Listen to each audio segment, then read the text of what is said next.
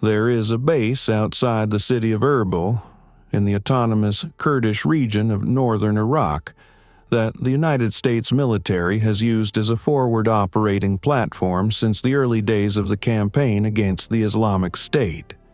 It sits on the eastern edge of the city's sprawl, separated from the civilian neighborhoods by a perimeter of concrete barriers and wire, and the particular category of empty ground that accumulates around military installations. The buffer zone that exists not because it was planned, but because the presence of a defended position gradually empties the land around it. The base's official designation changes depending on which command authority is speaking about it. The Kurdish Peshmerga call it one thing. The Iraqi government calls it another. American operational documents use a third name that does not appear on any public list. What everyone calls it, in the operational shorthand of a conflict that has been running for 11 days, is Erbil Station. The base had been built for a different threat environment. Its original configuration, perimeter barriers, vehicle staging areas, the modular buildings that American military construction deploys with the same architectural vocabulary regardless of the country they are placed in, had been designed around the threat picture of 2014, of an adversary that moved on the ground and whose primary delivery system was the vehicle-borne device and the mortar round. The drone threat that had emerged as the dominant form of Iranian power projection in the Gulf region over the preceding 2 years had required a retrofit of the base's air defense posture. The addition of short-range intercept systems, the hardening of the medical facility and command nodes, the installation of radar coverage on the northern and eastern sectors that the original base layout had left unmonitored because the threat had not, in 2014, come from that direction. The retrofit was good. It was not complete. There is no such thing as a complete air defense retrofit of a facility that was not designed for air defense, because the geometry of the original construction, the placement of buildings, the routing of access corridors, the location of the generator infrastructure and fuel storage, creates constraints that new systems must work around rather than through. The gaps in coverage that resulted were not the product of negligence. They were the product of the irreversible fact that the base had been built for one environment and was now operating in another, and that the distance between those two environments could be reduced but not eliminated. On March 12, 2026, Erbil Station housed approximately 280 American military and contractor personnel, a joint tactical air control team, a medical treatment facility that had been upgraded from a forward aid station to a full surgical capability at the beginning of the conflict, and a small element of Naval Special Warfare operators who had been forward deployed to the northern Iraq sector 3 weeks earlier in anticipation of contingencies that their mission brief described, in the careful language of pre-conflict planning, as personnel recovery and sensitive site exploitation in a degraded security environment. The people who had written that language had been accurate. The environment at Erbil Station, by the morning of March 12th, was degraded in ways that their pre-conflict planning had modeled, but that no planning document fully conveys. The accumulated weight of 11 days of elevated threat, of sleep schedules built around 2-hour windows between watch rotations, of a medical facility that had received casualties on 9 of those 11 days, and whose surgical team had been running on what the chief medical officer's log described as operational necessity, supplementing physiological limits. The Iranian drone campaign against Erbil Station had begun on March 2nd. It had been consistent, methodical, and deliberately calibrated to a specific effect. Not to destroy the station. A single coordinated mass strike could have attempted that. But to make it function at reduced capacity by imposing a continuous threat overhead that required personnel to move between hardened shelters and work positions on a cycle that precluded the sustained concentration that complex tasks require. It was attrition through interruption. The IRGC planners understood that the value of Erbil Station to American regional operations came from its ability to coordinate, to process intelligence, to support special operations activity across a wide geographic area. That ability degraded not when buildings were destroyed, but when the people inside them could not work continuously. By March 12th, it was working. The base had sustained 4 direct impacts in 11 days, all against peripheral structures, none against the hardened command or medical facilities, a pattern that analysts assessed as deliberate rather than coincidental. The impacts were calibrated to damage the support infrastructure, vehicle maintenance, fuel storage, the generator building that had been rebuilt twice, while preserving the base's overall survivability. The message embedded in the targeting pattern was legible to anyone who understood Iranian operational doctrine. We can reach you when we choose to. We are choosing our targets. This can become worse. At 2:31 a.m. on March 12th, it became worse. The radar operator at the base's Air Defense Coordination Cell registered the incoming contact package at 2:31:04 a.m. 11 distinct signatures rising from the south and southeast, approaching on a spread formation that distributed the contacts across a 60-degree arc. The signatures were consistent with Shahed 136 loitering munitions, the same platform that had been delivering the calibrated harassment campaign for 11 days. The operator had seen this formation before. She had managed intercepts against similar packages on March 4th, March 7th, and March 10th. Her intercept request went to the Theater Air Defense Coordination Network at 2:31:21 a.m. The response came back at 2:31:58 a.m. 2 contacts assigned to the base's organic short-range air defense systems. 9 contacts to be prosecuted by a flight of 2 F-16S on combat air patrol covering the northern Iraq sector. The F-16S were 9 minutes out. They were already turning. What the radar operator registered at 2:33:11 a.m.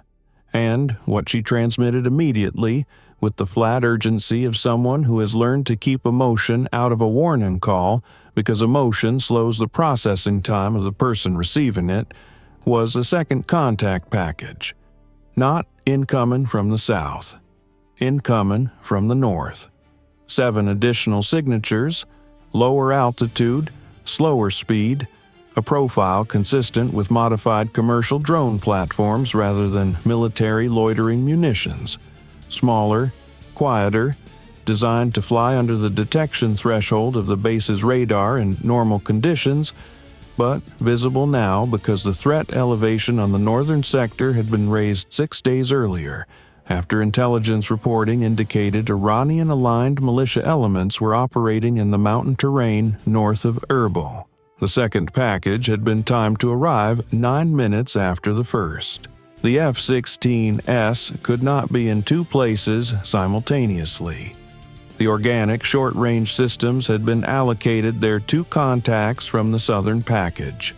The northern package was going to arrive at the base perimeter during the window between the F-16's engagement of the southern contacts and their ability to turn, reposition, and engage targets from the opposite direction.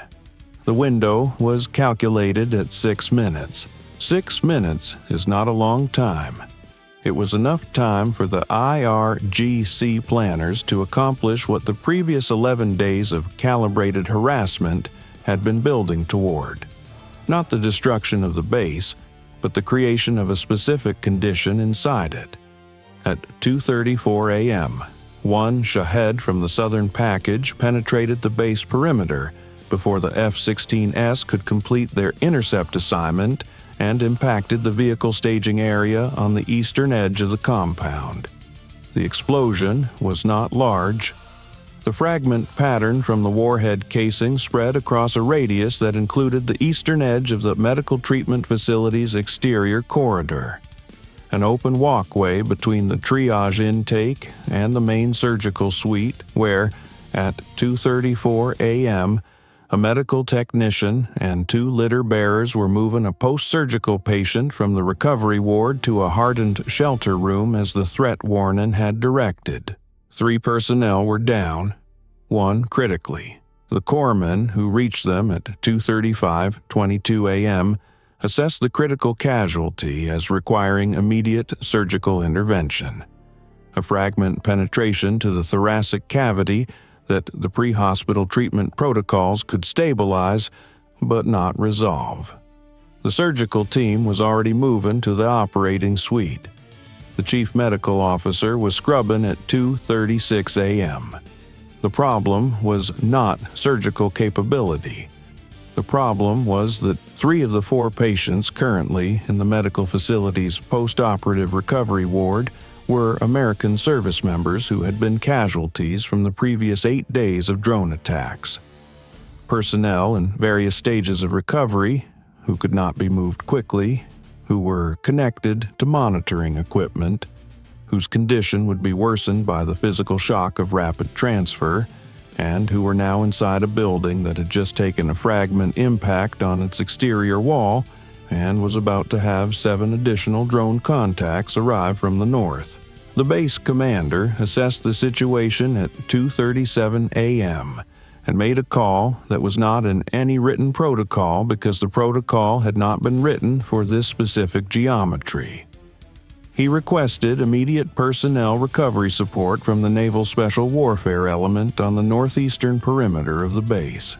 The SEAL team leader had been monitoring the threat picture since 2:31 a.m. He had 4 operators with him at the perimeter position.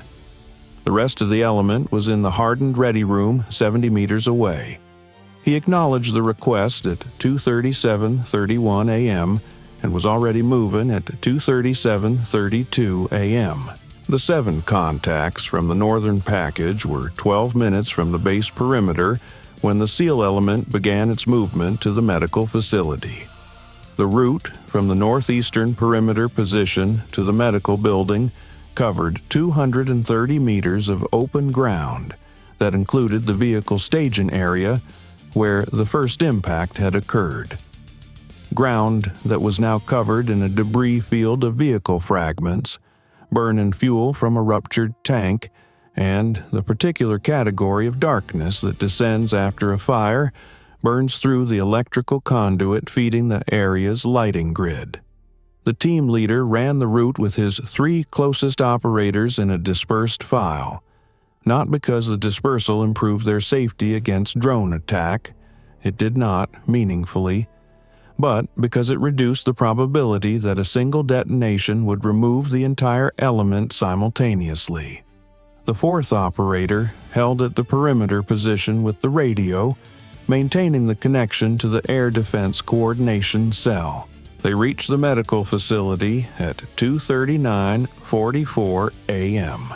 The chief medical officer met the team leader at the door with a 3-sentence brief. 4 patients who could not self-evacuate, 1 actively in surgery, 1 expected to be transferable in approximately 40 minutes pending surgical outcome, 2 stable but immobile. The hardened shelter room inside the medical building could accommodate all 4 patients but was 60 meters from the current ward position through corridors that would require moving each patient on a litter with IV lines and monitoring equipment connected. The team leader did not ask for a second opinion.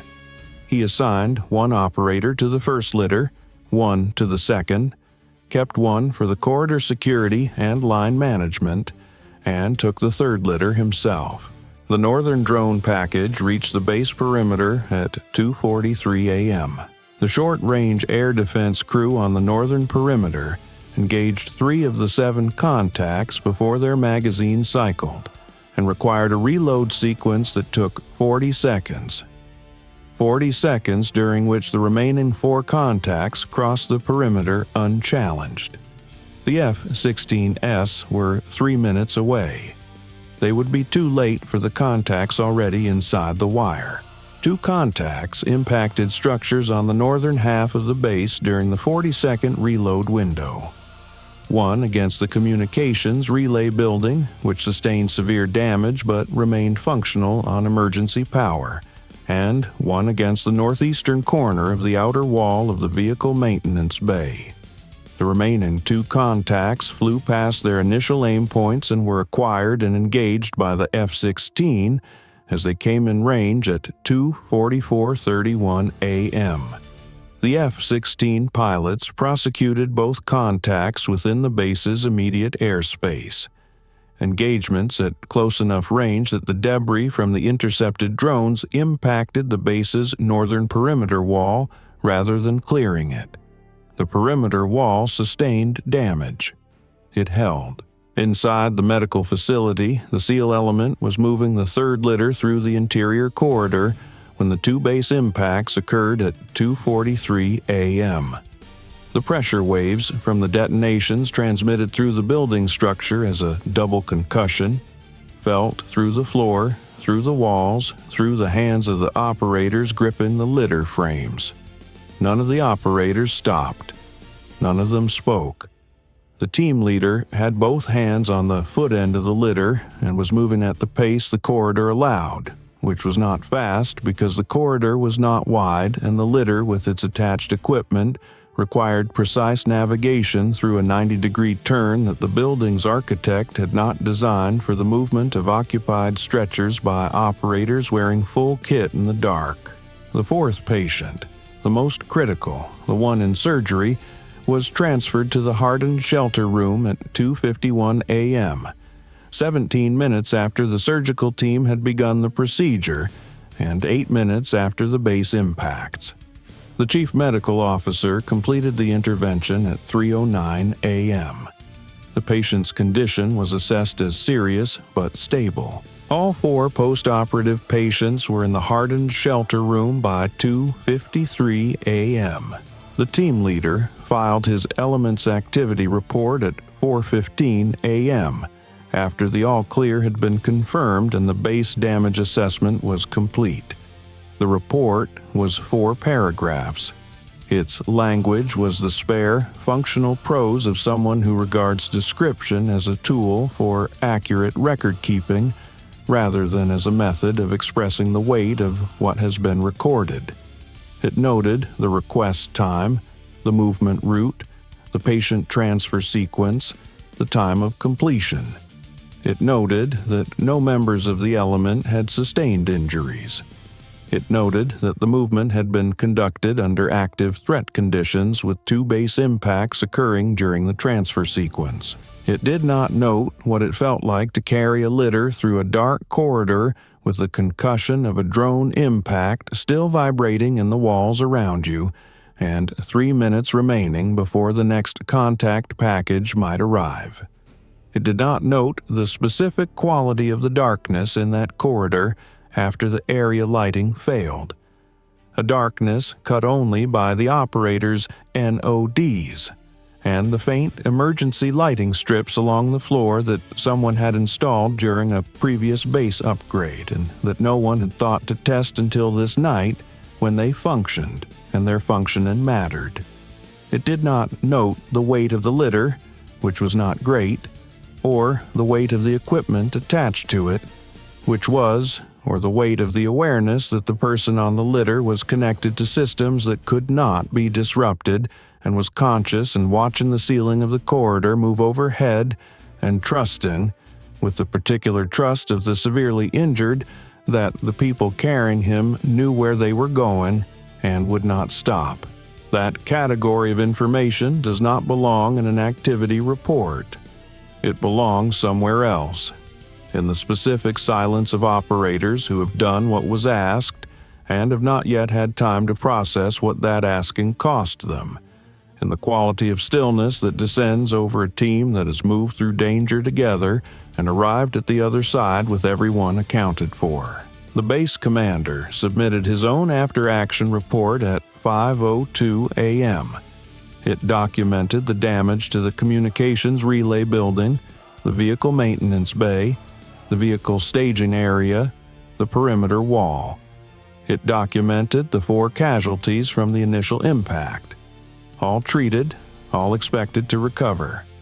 It documented the surgical outcome of the critical patient. It documented the performance of the air defense systems and the response time of the F-16 flight.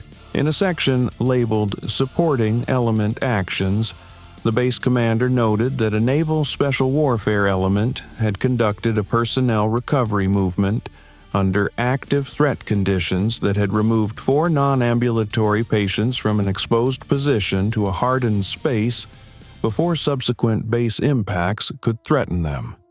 The section was 3 sentences.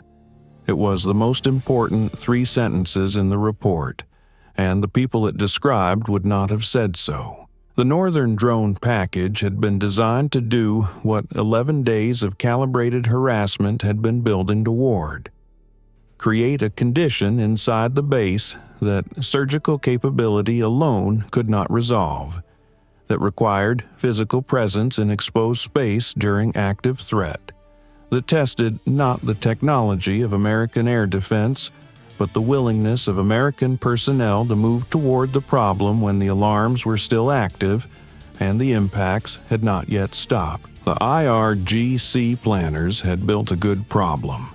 The SEAL element solved it in 14 minutes. The next morning, the communications relay building was on emergency power, and the vehicle maintenance bay had a tarpaulin over the section of roof that the fragment pattern had opened.